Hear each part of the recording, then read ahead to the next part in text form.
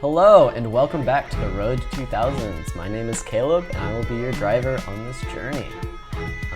Today, what I wanted to do was take a look at some of my games from a tournament that happened actually in 2017.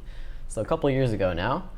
But it's relevant because this weekend actually is the Bill Wright St. Louis Open. And so I'm planning to play this year, and so I wanted to take a look at how it went for me back in 2017. It was actually one of the best tournaments I think I've ever had, and took down some big names. But let's take a look here. Just wanted to start off at round one. I was playing International Master Michael Brooks, and let's see how it went. Started off with 1d4. This was back before my English days against Jonathan Schrantz. This is what I've been playing for a long time now. He responded d6. I went knight f3, g6, c4, bishop g7, e4, bishop g4. And by this point, I was already kind of confused. So not really where you want to be against an international master in round one. Generally, you hope to have some idea of what's going on past move 4. But, you know, it's the way it goes. Sometimes moves 4 is as far as you make it. But, you know, I at least had some idea of what he was doing, right? I'd seen something like this before, at least in casual games. But what is the point of this move? What do you think? What is Black saying right away with bishop g4?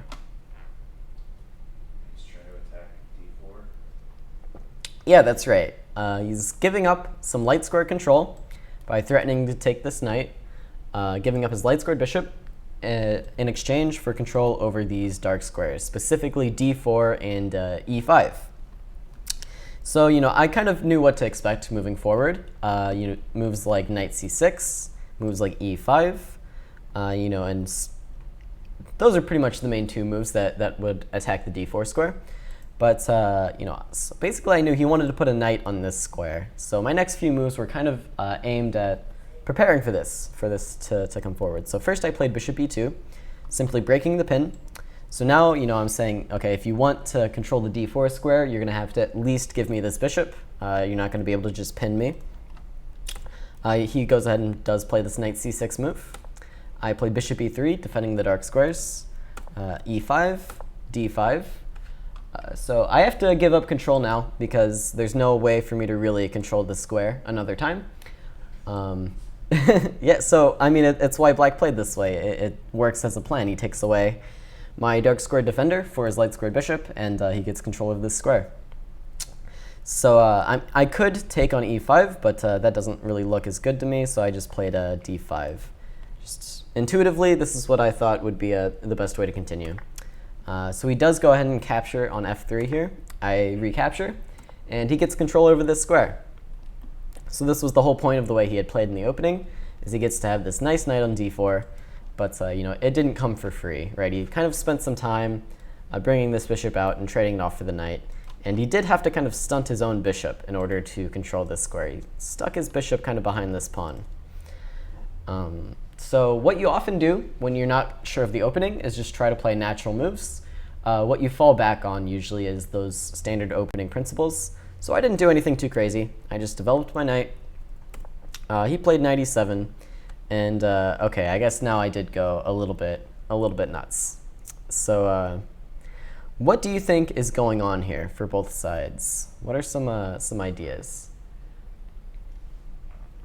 It's a pretty general question, but let's start with what are the plans? What is Black's plan going to be?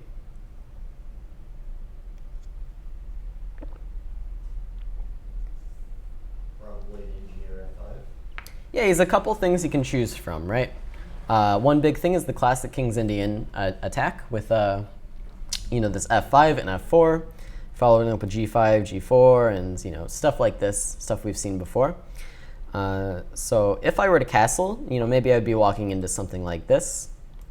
Although it doesn't look quite as normal as it usually does, right? Because now I have this extra option to take here.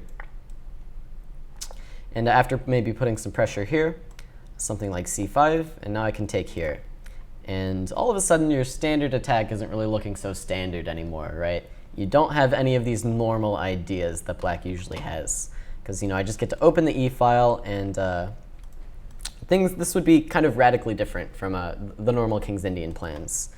So I'm not so sure that this is what black wants to go for. I'm also not sure that knight b5 is actually the best way to take advantage here.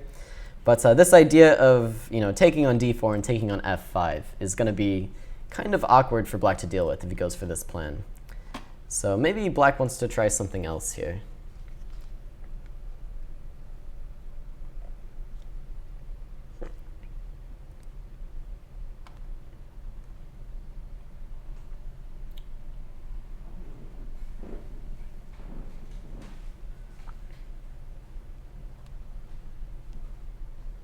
Any other ideas? If you can't play on the king side, where do you play? Yeah, the queen side, that's right. So what are some moves we might be expecting here?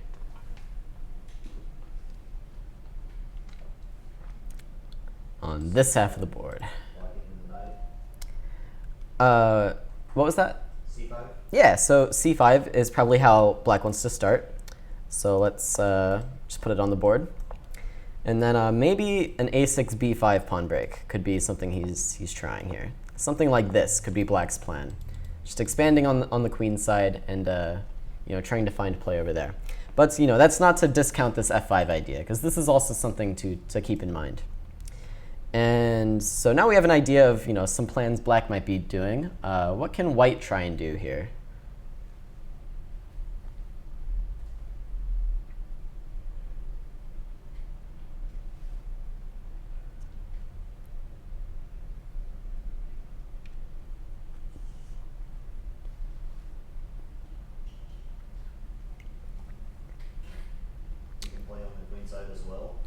Yeah, you can try playing on the queen side with something like b4, but you've got to be kind of prepared for it, because a5 might come, maybe takes, and all of a sudden, you can't play b4 right away because of this tactic, right? And so you might have to prepare b4 somehow, and if you play a3, like suddenly a5 or even c5. Let's start with a5, and let's see, maybe rook b1, and now the c5 move might come, and black can kind of try and lock it down on the queen side as well. So in the game, I was thinking about all of this, and I was also kind of concerned with this f5 move, as well, even though I kind of discounted it in analysis here. So what do you think I went for? Because I didn't go for the standard queen side stuff, because it looked a little bit too slow to me.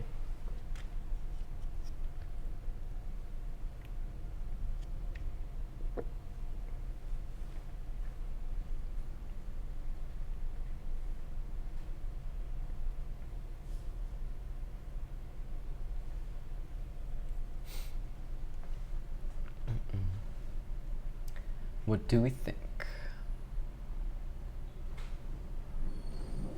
It's worth noting this line where, I can't actually just win a pawn here, because if takes, let's say knight e2, there's actually c5 here.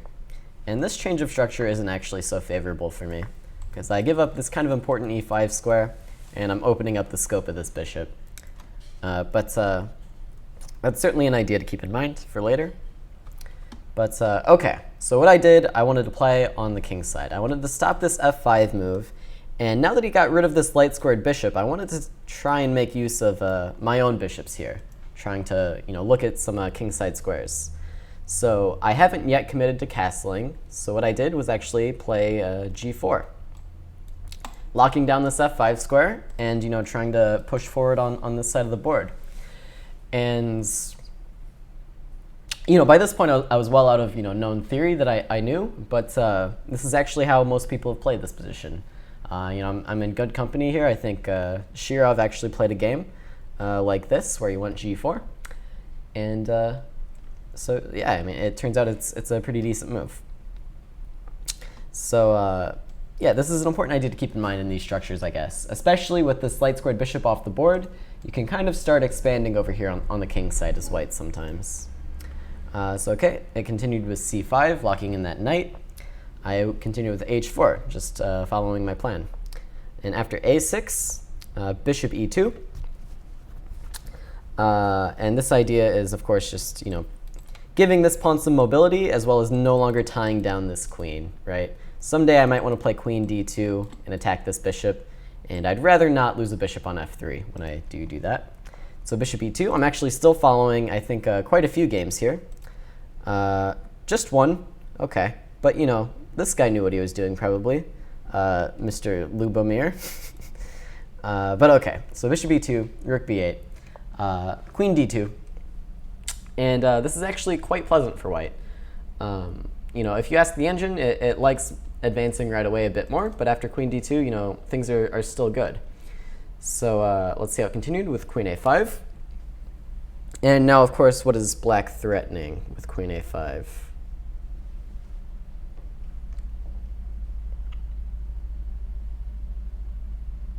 Sneaky threat he made here.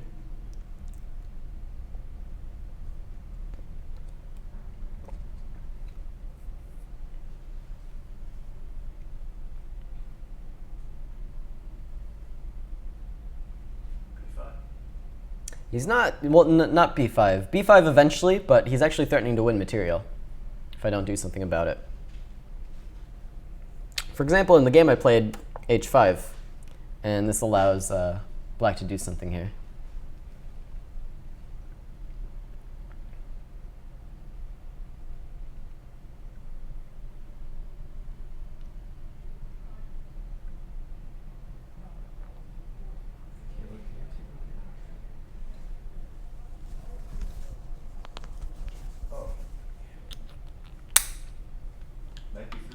Yeah, knight b3 is just a fork. So pretty weird tactic that I just missed this tactic in the game. So you know, not a great start. By missed it, I mean I intentionally sacrificed the exchange after a takes b, queen a1, bishop d1. You know, it's obvious after rook g8 that this queen's just going to be out of play, and white has plenty of compensation. But you know, of course, white is simply much better if I play something like bishop d1 here, just keeping an eye on this square. And then I can continue on with my plan kind of at my leisure. And yeah, white is actually doing quite well here. Again, I would like to point out. But okay, so in the game I missed it. I played h5, knight b3, takes, bishop d1. And now rook g8, which this rook g8 move is actually pretty strange. It's kind of gives me a chance to get back into the game. What are some other things maybe that would have been a bit better for black here?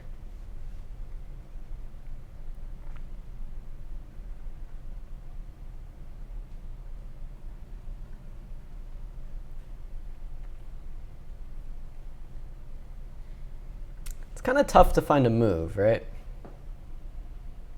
How about king d7? King d7? Right. Don't know how I feel about that move so much. I might play h6. Okay, yeah, that's problematic. And this is forcing bishop f8. And now, got to be pretty careful of this guy. Got to be pretty careful here. So what I thought he would do is the simplest, which is just retreat the queen back, you know. He took his material, time to get back into the game, and retreat his queen. In the game, he played this rook g8 move. Here probably, well, he did it to give his bishop the h8 square, but probably I should still play this h6 move.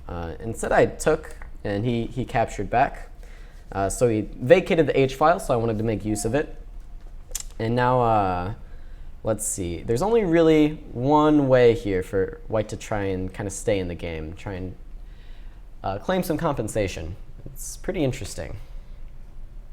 So what I wanted to do was take advantage of the fact that his queen was kind of stuck, right? So how can I try and trap this queen?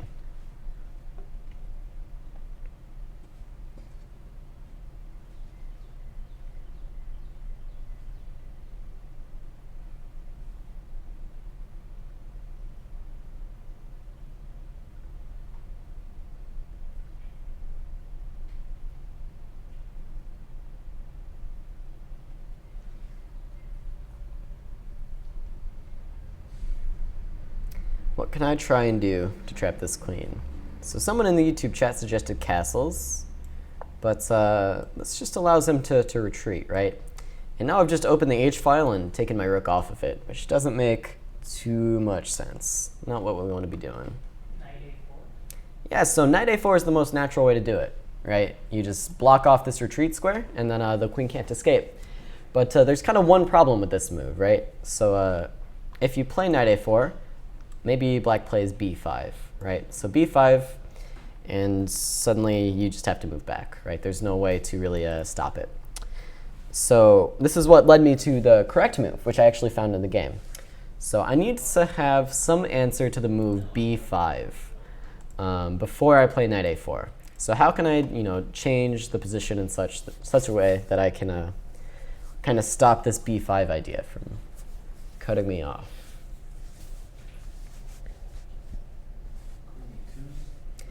Yeah, okay, so queen e2, he might still actually just try and get this b5 move in. Well, let's see. Queen e2, actually just queen a5. And then knight a4 is a bit too late because he's already escaped.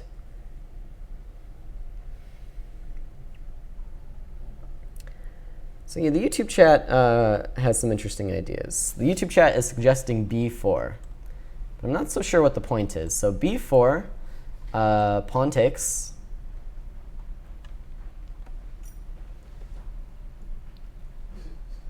So pawn takes, I assume knight a4 is the idea. You move your knight and he takes away his queen. That's no good. Well, no, so the bishop defends the knight, right? We still got this bishop here. So b4, pawn takes, knight a4, b5 still, though. b5 after that. And then what can you do? What can you do in that position? So b4, pawn takes, knight a4, b5. It's still kind of tough, right?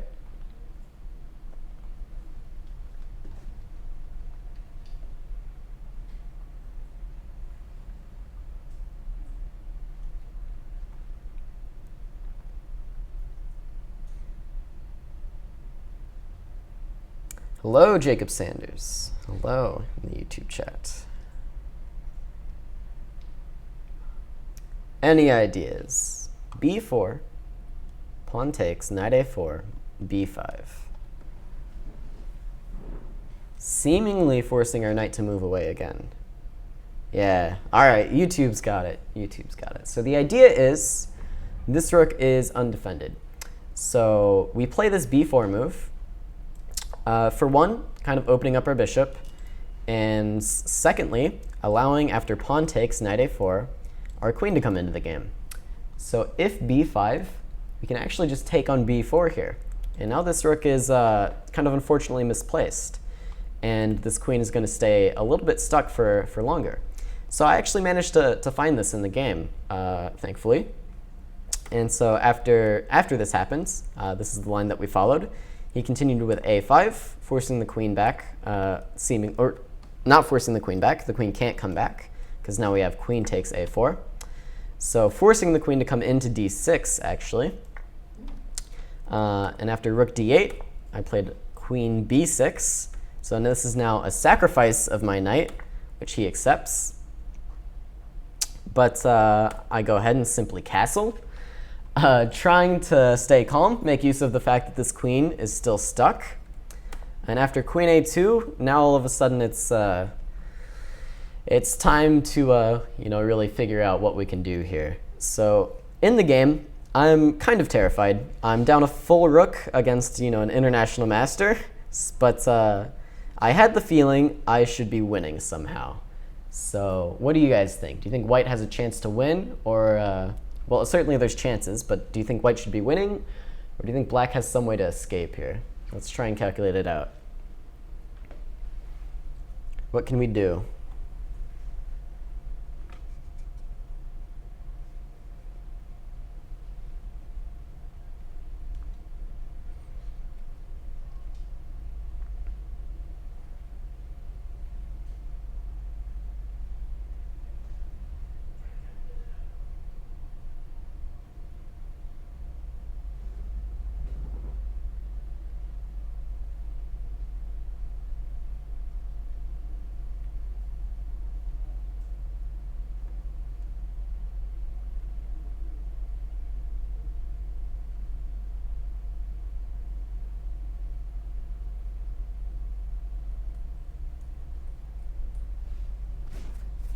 So, I mean, how is black threatening to escape? Let's start with that.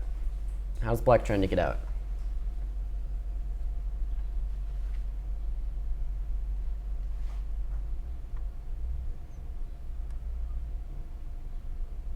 He put the queen on a2 for a reason, right? This one's not so hard. How does he escape?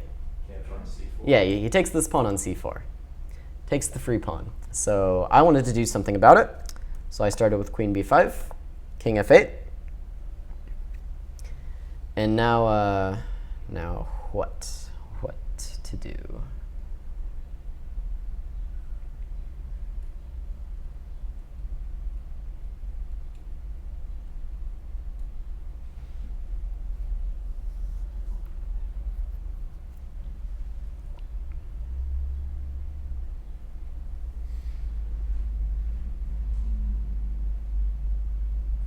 See, so I started with queen b5, and now people are suggesting maybe a bishop c5 move, b3 for some reason, which I'm not sure I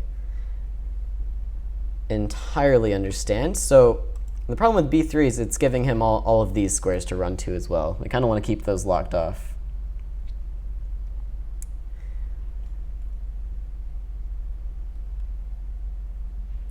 So yes, someone has suggested a winning move, which is queen takes a5. So queen takes a5 hits this rook. The rook might move somewhere like c8. And now how can we break through? What's the winning idea here?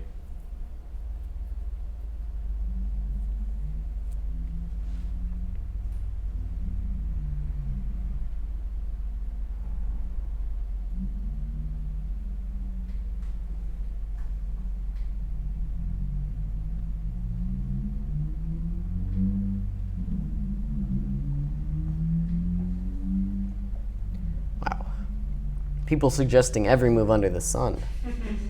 Some more legal than others. But, okay, so what do you think?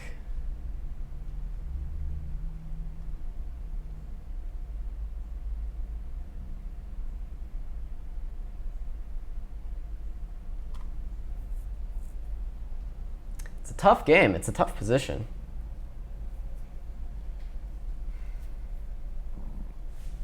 So yeah, a lot of people suggesting d6 now, which is, I think it's a winning try. Simply pushing the pawn to victory. Sometimes it works. And for example, one nice line. Let's say we see knight c6. Probably just d7, right, would come to mind.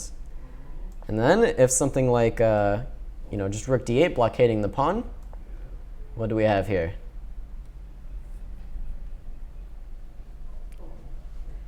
Two checkmates. One is correct, one's incorrect. They're both checkmate, but one is far better than the other one.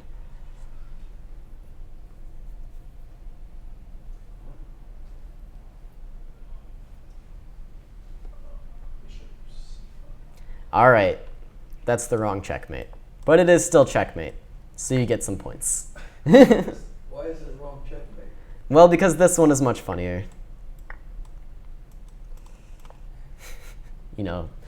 Whenever you can sack your queen, you are legally required to. Okay, so this would have been a nice end to the game. So yeah, after d6, it's actually quite difficult to find what you should do here with black. Probably, I think you can give some material back maybe after queen takes c4. And things here are still not so not so easy at all. I do like white after d7, I think, is just going to be winning.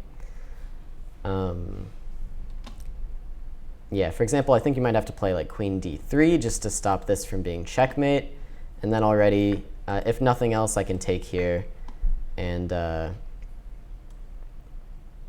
yeah, let's say, for example, just take here. And now I've regained my rook, and your king is going to be quite weak unless you figure it out right away. And most of this line I think is correct. The end part might be nonsense because in a position like this, the computers are far ahead of us. But okay, so queen takes a5 would have been winning. In the game, I played another move people were suggesting, which was bishop takes a4, simply adding some pressure here because I missed this d6 idea. It was quite a good one, but I missed it. I think also winning here is d6 immediately, because of course you can't capture this guy because of a check. And, you know, this isn't really what you want out of life. Okay, I missed all the wins. I played bishop takes a4. And now already black is kind of coming back into the game after rook h8. Believe it or not, rook h8 is the way for black to get back into the game, which I didn't believe in the game, but my opponent believed it, and apparently it's true. So that's always unfortunate. So now I wanted to really lock up this queen, really wanted to lock her up. So I played bishop c5, bishop f6, and bishop a3. So finally, I've achieved what I want. I'm going to kill the queen with bishop to b3. But, you know, unfortunately, his point with rook h8 was revealed, which I entirely missed in the game. He can just activate his rook in the most, you know, non-conventional way I've ever seen. Rook g8 to h8 to h3, guarding the b3 square. So I can't trap the queen yet. And, you know, no need to fear, though, right? I can play f3 here, maybe. But maybe there's a problem with this. Problem with this way of playing.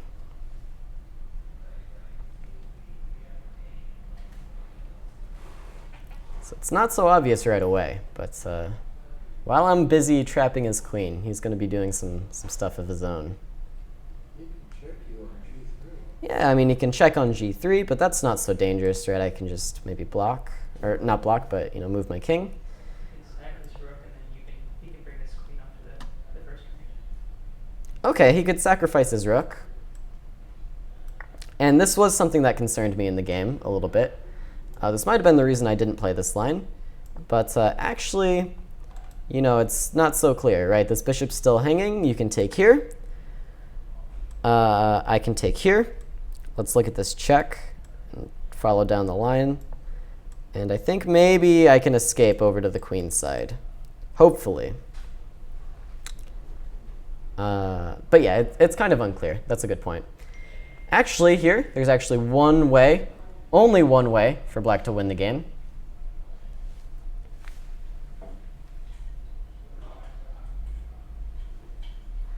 For black to win? Yeah, black can win here. Despite having his queen stuck all the way on a2.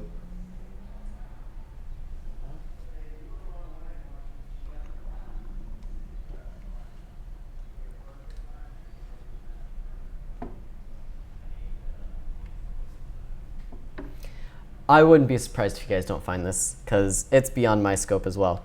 But okay, the idea is he activates his remaining pieces, also in some pretty unconventional ways.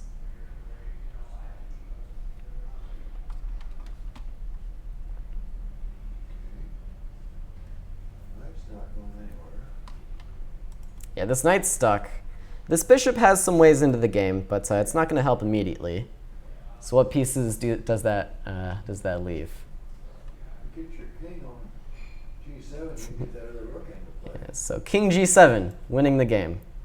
I would play bishop b3, you know, foolishly trying to win the queen.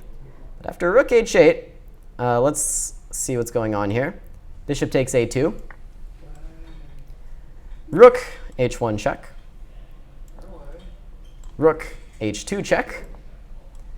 And if I try to save the rook, check, and mate. So, you know, I maybe try a little bit harder, run away this way. Still might run into this check. King d3, rook takes f1. And now all of a sudden, I've devoted all of my pieces to winning this queen. And checkmate is threatened, and I don't know how to stop it. Right? How do you stop it? I don't think you really can. And so this would be one of the most absurd ways to lose a chess game, I think. It didn't quite go down that way in the game, but you know, I think it's worth mentioning because I've never seen such an attack with two rooks and a bishop, you know, succeed with, you know, a queen and two bishops like reasonably close, and the king with all this open space. But that would have been tough. So obviously I saw all that, decided against f3, and played queen b6 instead, just attacking his rook.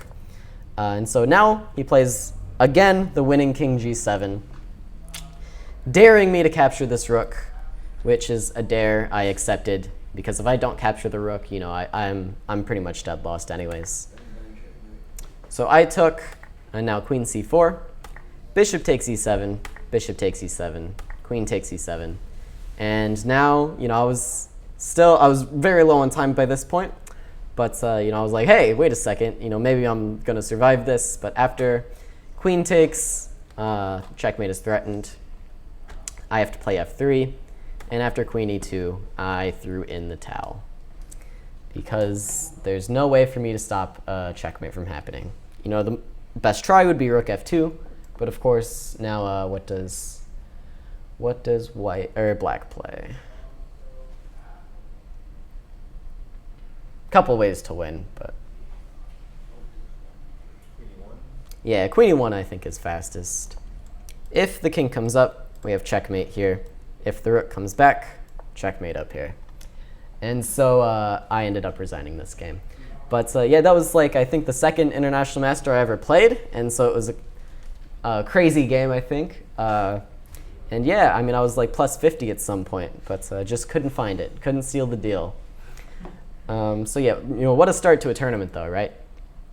And so yeah, one of the craziest games of chess I've ever played. But in the end, yeah, he got the better of me. It's tough to put those IMs away. They seem to find ways out of positions. And now I want to show one of the highest rated players I ever actually have beaten, which was Katarina Nem Silva. So let's take a look at this game. It's a little bit less tactical and crazy, you know, with wiping down a rook and trying to trap a queen, but you know, still an interesting game. So let's see. Was this still from the St. Louis Open? Yeah, all these games happened in the St. Louis Open. It was one of the, you know, craziest tournaments of my life. You know, beat Katerina, lost to Michael Brooks, but in such a crazy fashion, and I think I gained something like 70 rating points from this tournament on the whole. So definitely never going to top that again in my chess career. Although, who knows, maybe this weekend I'll win all my games. What is this weekend? It's the Bill Wright this year. So this was the Bill Wright of 2017, which is why I'm going over it now, because in preparation for the Bill Wright coming up. So yeah, so d4, e6, c4, f5. We're now in a Dutch. g3, knight f6, bishop g2, c6, knight f3, and the Stonewall. So the Stonewall doesn't have the greatest reputation, you know, in chess currently, but it's definitely a very solid opening. So you know, nothing to take lightly. So we see bishop f4, bishop e7, castles. So this is a little bit unorthodox usually. Usually this bishop on f4 gets traded off somehow. Usually this bishop is already on d6 and kind of trades itself off for this bishop. Or, you know, this bishop just at least contests the other on bishop d6, even if it doesn't trade right away. But Katerina chose to put it on e7, which I didn't fully understand. But, you know, it's a fine square. Black castles, knight c3, knight h5, threatening this bishop. And so, you know, I have a few options here. I can play bishop e5, but in the game I decided this pawn structure wouldn't actually be so horrible, right? I keep control over e5, but I also keep f3 in reserve if I ever need to challenge this e4 square. So I just decided to play e3, which is perfectly reasonable. We see knight to d7, queen e2, knight to f6. And I should mention, we're actually still, I think, in theory here, or in known territory. Queen e2 is the first move where I actually deviated. And I think this is a game where I'm actually following Shirov. Yes. So playing like Alexei Shirov so far. Not so bad. Not so bad. Queen e2, though, wasn't Shirov's choice. So now I'm in novelty territory. Never played before. So knight d to f6. So this was kind of a weird maneuver, but, you know, black has to start doing things like this in the Stonewall because he just really doesn't have a lot of space, right? He's kind of stuck back here. I continued with rook to b1. So, you know, if you've seen my lecture on minority attacks, You'll know they come in all shapes and sizes, and this is just another version of it, right? I'm just launching the b pawn forward, trying to make a weakness on c6.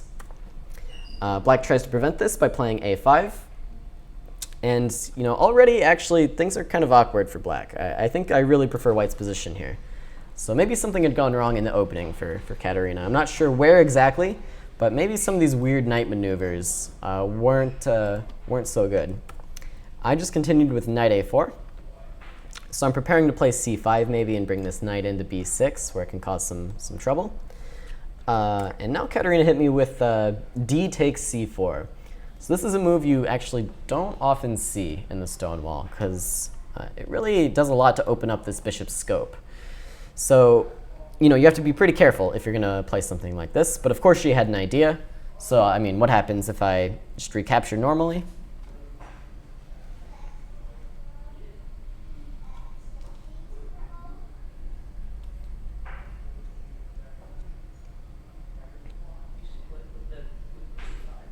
Yeah, b5 is a fork, and it's not the simplest fork ever.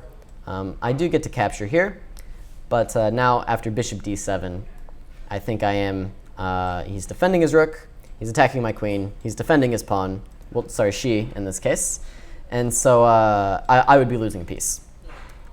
But, no need to panic. I don't need to recapture this pawn. Yeah, so do you have a question? I heard something. Okay, I made that up. Might be hearing them all the way over there. But, okay, knight c3. And now, now I'm preparing to take this pawn, right? And so I can continue with something like knight e5, opening up this bishop, and things are looking okay for me. In the game, she chose knight to d5. So she got rid of this good pawn on d5, but it does give her the advantage of having this square for her pieces. I went ahead and played queen takes, what I was planning all along. Bishop d7. I do want to mention, though, this would be a huge mistake, trying to hold on to this pawn, right? Because now this bishop is really just too strong. I can play something like knight e5 right away, and this pawn is going to fall, and this bishop will really tell the tale. So no way for black to really hold on to this, which is why we saw knight d5. So yeah, captures, bishop d7. Trying to find a way for this bishop to escape. I played bishop e5, finally moving my bishop out of capture. Knight f6, queen back to e2, bishop e8, and knight e1. So what do you think's going on here? Who would you rather be in this situation?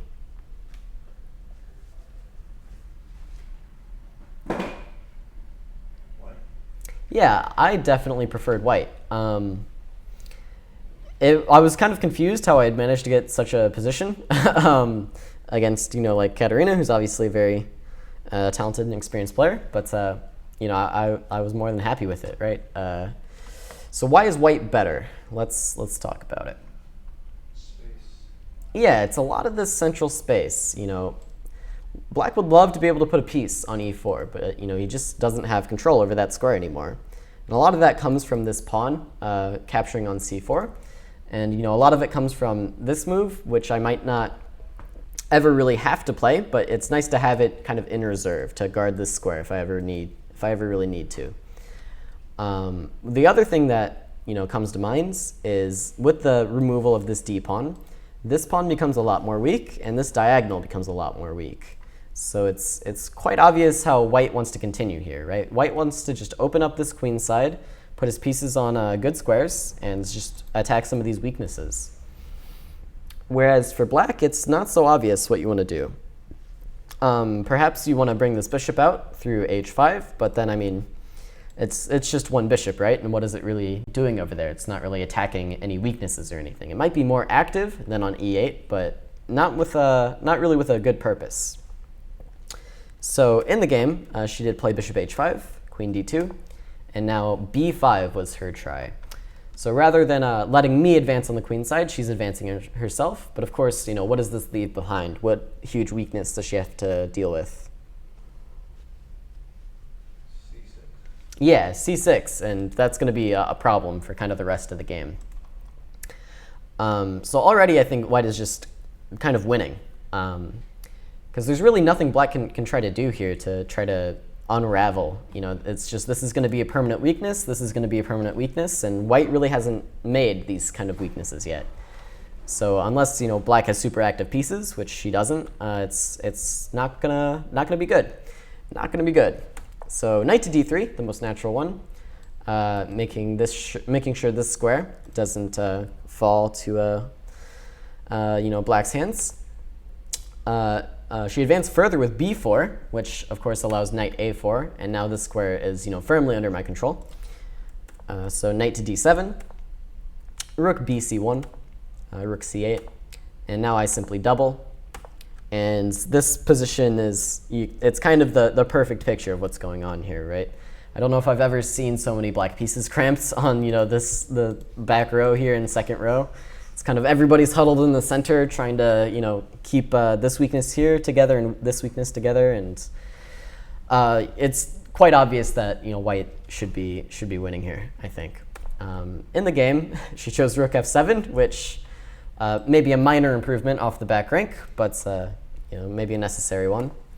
I moved my queen back over to e2. Now that this bishop gave up control, I thought this might be a better square. Some options to activate the queen. Bishop f6, knight c5, occupying this square.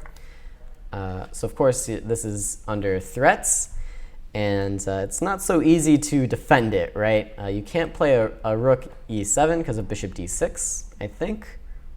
Hopefully this tactic works. And then you can't play queen e7, or well, maybe you can, but felt like something should be wrong here. I'm not sure off the top of my head. But okay, this is obviously not what you want to be doing, right? In the game, you know, that's why she chose to capture. And so I took with the rook because I wanted to keep this knight, you know, defending this e5 square. Bishop back to e7, and just rook back to c2 simply. And so now bishop d7, and you might think black has made some progress here because she's managed to trade off one of those pieces, but you know, I think it's still kind of beyond hope, and I have easier access now to this c6 pawn. So in the game, I chose knight c5 again, just replacing the first knight with the second one. Bishop back to f8. Black is kind of just passing time here. And now e4 is the critical move. So I've placed all my pieces on the best squares that they can be on, and now, of course, I try to open it up when my opponent has less space, when my opponent's pieces aren't really working together, when, you know, she's going to be unprepared to handle an opening up of the position. And that happens a lot in games, is you have this kind of spatial advantage, but you're not really sure how to you know, continue. You know, there's weaknesses here on a5, on c6, on e6, but how do you get at them? And this is how you get at them. You have to play moves like e4, which really open the position. And now I decided now is the time to do it. So e4, f takes, bishop takes, and all of a sudden, you know, there are threats on the king side, there are these threats in the center, there are these threats on the queen side, and it's going to be too much for black to handle. So queen g5 was her choice.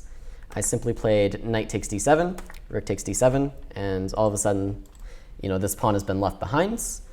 Don't really want to capture it right away, though. Maybe I can, but I was slightly concerned about something black can do here, which, what do you think that might be? Yeah, there's queen c1, and probably white is still winning here, but I thought, you know, I'm already winning. Why, you know, allow such an imbalance? But you know, what I just had highlighted there was, you know, the king is going to be weak, this pawn's going to be weak, this pawn's going to be weak. There should be no way the rooks can really hold on here anyways. In the game, though, just to be safe, I chose to play h4 first, driving this queen off of this square. We saw queen h6. I played simply king g2. So now this move, you know, at least isn't check if she were to capture on c1 eventually. Knight back to e7. So she's managed to defend this pawn one more time, but it's really not going to be enough. I played queen a6, taking advantage, you know, when you place your pieces in the center, something nice about it is they can go to either side when need be. So I decided, you know, attacking these pawns was more important. Rook back to d8, defending And now this pawn just falls. And here, let's see. Yeah, I played queen b6 and chose to capture this knight.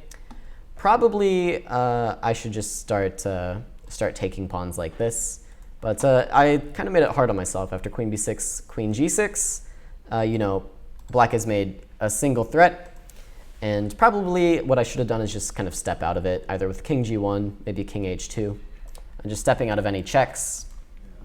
And then, and only then, captured on c6 here. But I kind of made it hard on myself in the game, because I thought, okay, I'm up a pawn, I'm up material, it's time to simplify. But this is kind of something to be careful of, is simplifying too early, when you don't really have enough of an edge, of a winning position yet to kind of justify it. But yeah, I tried bishop takes f5, queen f5 takes, and this allows queen to e4, and now takes, takes, takes, takes. And all of a sudden, all of those pieces are gone, and we're in a rook endgame. So in my head, I thought I had calculated, okay, I'm counting the pawns here, I'm up 2 pawns, and I'm going to win a third. But it's actually not so simple at all, because black has this rook a8 move. And now all of a sudden, I'm going to lose this guy, might lose this guy too, and sure, I'm still getting this pawn, but I'm still going to be in for a fight now, which is not what I wanted. So definitely, that's something to look out for, is when you're converting positions, be careful of simplifying too early, especially if you're not really risking anything. And that goes all the way back to here. Simply a king h2, and you can't make a move for black. There's no way to defend this. There's no way to defend this after this guy falls. There's just nothing black can really do. So it would have been much easier if I had just played king h2. Instead, though, I ended up in this endgame. Rook takes e6, rook takes a2, d5. We see a rook check, a king g2, a rook to d1. Only way to defend this pawn is to push it to d6. But, of course, what happens if I try that? Something rather unfortunate. Well, no, I have enough defenders. Yeah, king f7, and my rook is trapped. Can't go back, can't go left, can't go right, and he can't go up. That's not so good. I thought you won this game. So yeah, I didn't play d6. So instead, I tried bishop d6, which I thought was interesting, putting some pressure on this pawn, putting some pressure here. If I'm allowed to play rook e8, then that would be quite nice. Black just responds with takes, and I went in for this endgame. So this is a lot less clear than that first position we saw, right? So this is, you got to be super careful, especially against these high-rated players. They find these endgames where it's not so obvious if you're going to win or not. But okay, let's try and look at what's going on here. Obviously, white has this pawn advantage, but it's the pawn on f2. It's not close to queening or anything. It's not even close to being passed. And black has this pawn on b4, which is under fire, and it's kind of tying down this rook on d4. And the last thing I would look at is the kings. And this is what really spells the difference here in this endgame, is the kings. So would you rather have white's king position or black's king position? Yeah, white, obviously. And the reason for that is white has a clear path to kind of get to the center, kind of mess around with this rook. And black's king is going to be stuck on this back rank for a long time. There's really no way to kind of escape. You can... Well, go f3 to get to e3. Yeah, that's another idea. Now let king f3. Oh, king f3? King f3 as well is, one idea. But the big thing is going to be, white has a few options, but, black really can't get this king out. You can try something like h6 or h5 and running out this way, but it's going to be quite slow, right? You have to go all the way around this pawn to get to the center. So that's what told the difference. We saw, rook b7, h6 instead of h5. I played b3 here. G5, and I thought that this move was kind of a mistake, although the endgame's probably losing. But why might this move be wrong?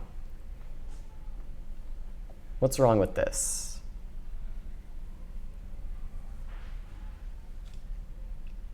It allows the potential creation of the pass pawn. Not exactly. Because if I were to like trade off or something, or how do you think it might result in a passed pawn? Because I don't see it, especially if g4 happens. Okay.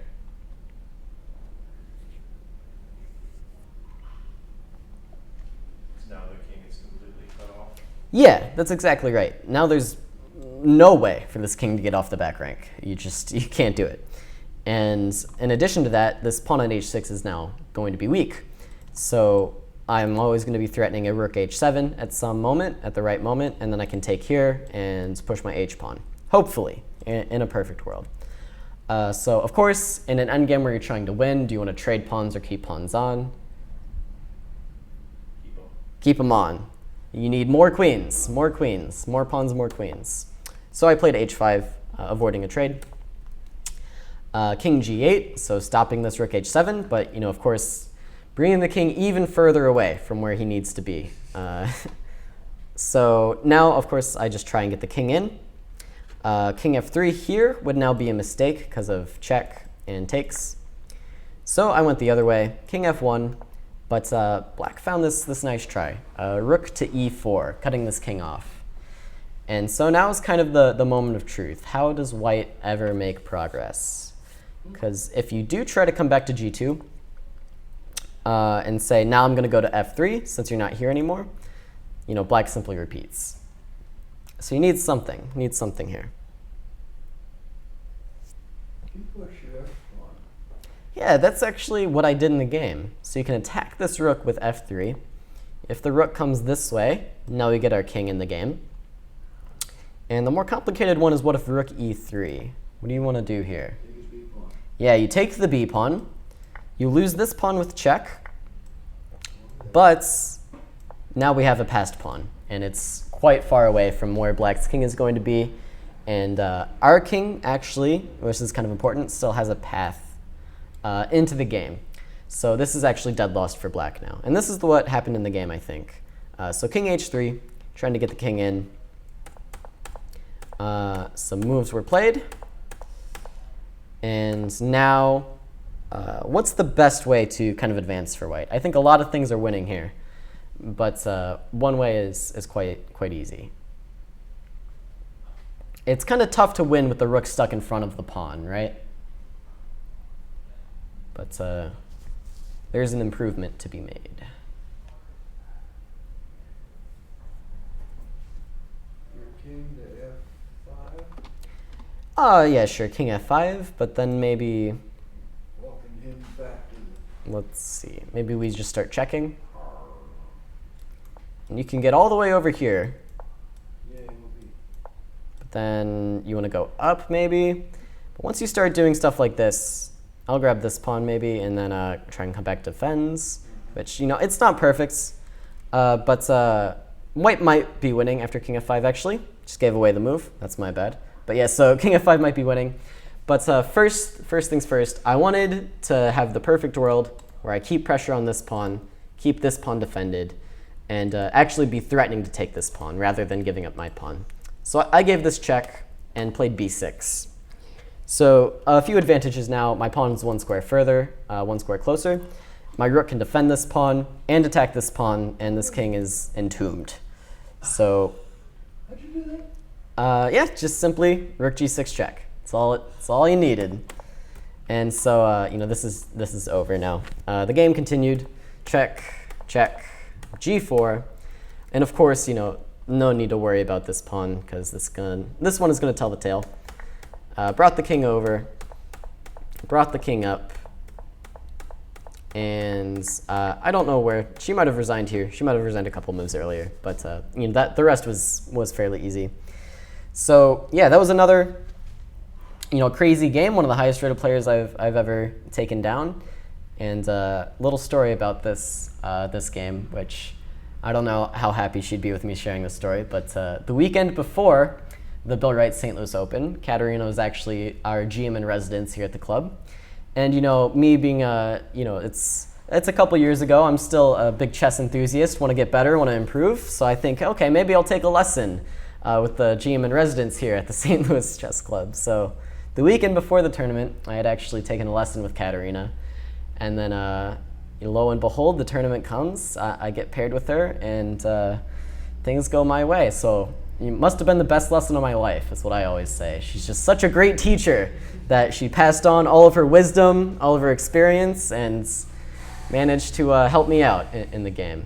But yeah, so that's all we actually have time for. Only 2 games we got over tonight, but definitely complicated ones, a lot to go over. A few takeaways. Takeaway from this game is definitely be careful of simplifying too early. And when you have that positional edge, when your pieces are better, you want to open up that position. That's how you really can start to convert. With that being said, thanks for joining me here tonight. As always, this has been the Road to 2000s, and I'll see you guys next week.